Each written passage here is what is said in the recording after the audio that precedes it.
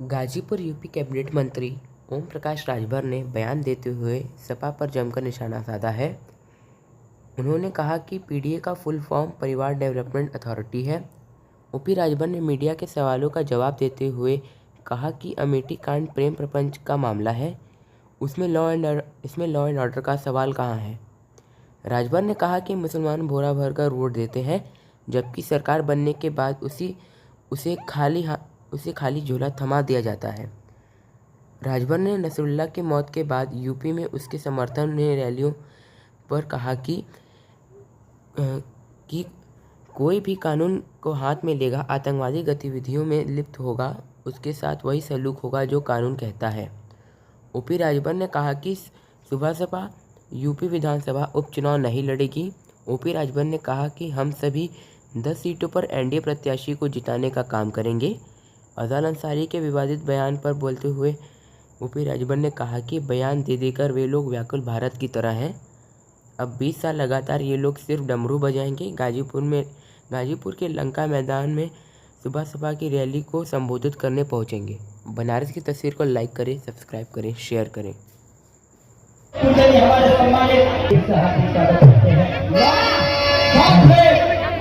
हमारे लोकप्रिय विधायक जो दक्षिणिया दुख सुख में सबका साथ देने वाले आप ही हम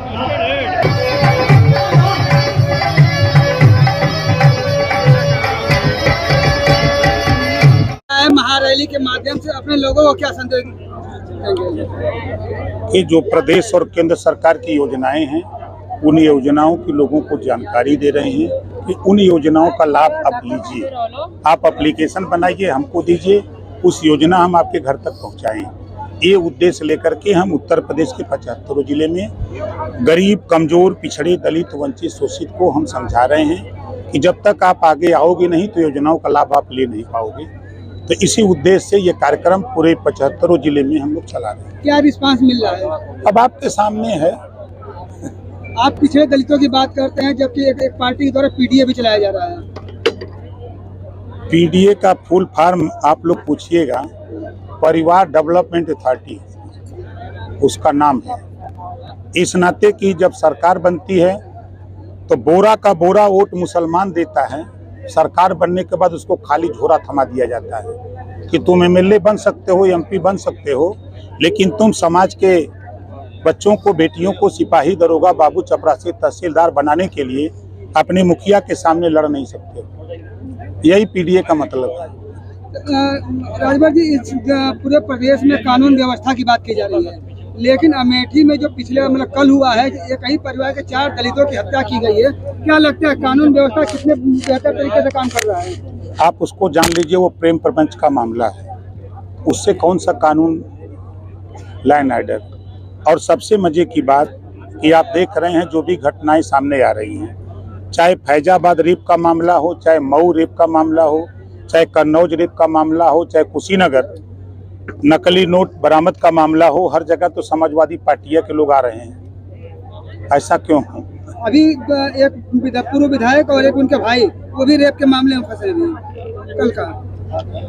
भाई कानून अपना काम कर रहा है तब न फंस रहे हैं, कानून अपना काम नहीं करता तो कैसे फंसते हैं? सिर्फ समाजवादी पार्टी के ही लोग रेप के मामले में क्यों फंस रहे हैं? अब उन्हीं से पूछे कि ऐसा क्यों हो रहा है, ऐसा क्यों हो रहा है, ये उसका जवाब वही दे सकते हैं।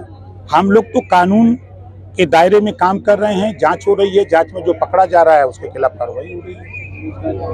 ऐसे में बात किया जाए विदेश नीति की, तो लेबनान और इजराइल में लड़ाई चल रही है। लेबनान के नसरुल्लाह की जो मौत हो गई है, बावजूद इसके जो यूपी में बहुत सारे जो मुसलमान हैं उनके समर्थन में रैलियां तक निकाल रहे हैं। देखिए, कोई भी कानून को अपने हाथ में लेगा, आतंकवादी गतिविधि में लिप्त होगा, उसके साथ वही सलूक होगा।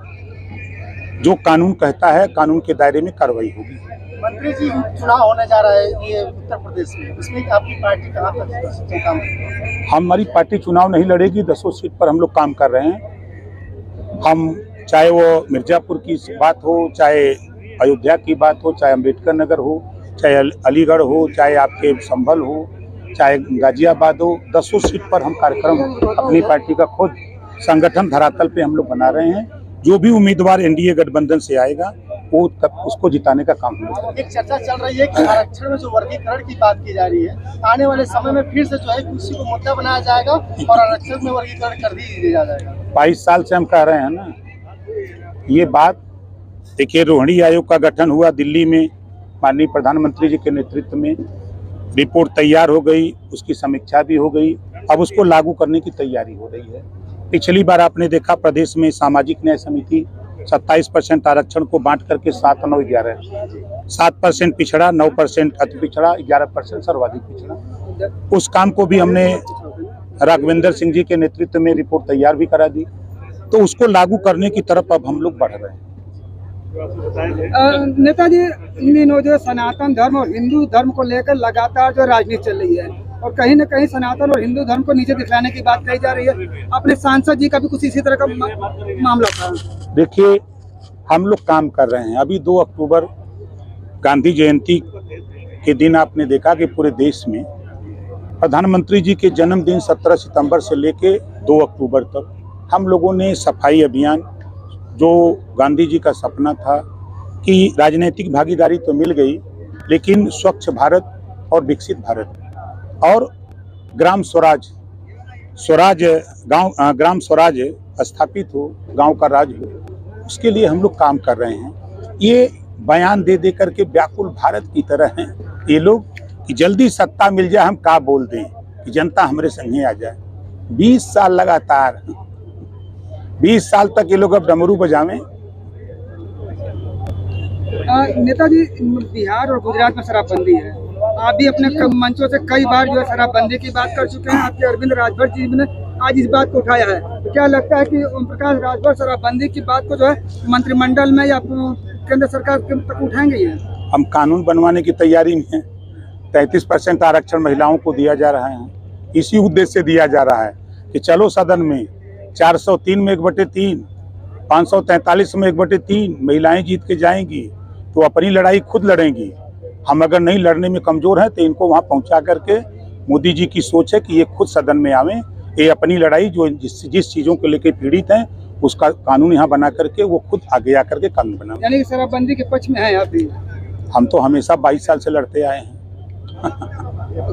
कुछ लोग गांजे पर भी का लाइसेंस की बात कर रहे हैं। अब देखिए, उनका विषय है।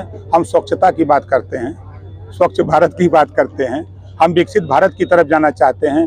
अभी आपने देखा जीरो पॉवर्टी स्कीम, पहली बार देश में एक ऐसा कानून 5 लाख गरीबों के इलाज के लिए। मैं खुद ऐसा व्यक्ति हूं कि कोई दिन ऐसा नहीं है कि 8 लाख, 10 लाख, 15 लाख प्रतिदिन वर्क डे में हमारे दस्तखत से विवेकाधीन कोष से गरीबों के इलाज के लिए पैसा जा रहा है, प्रतिदिन जाता है।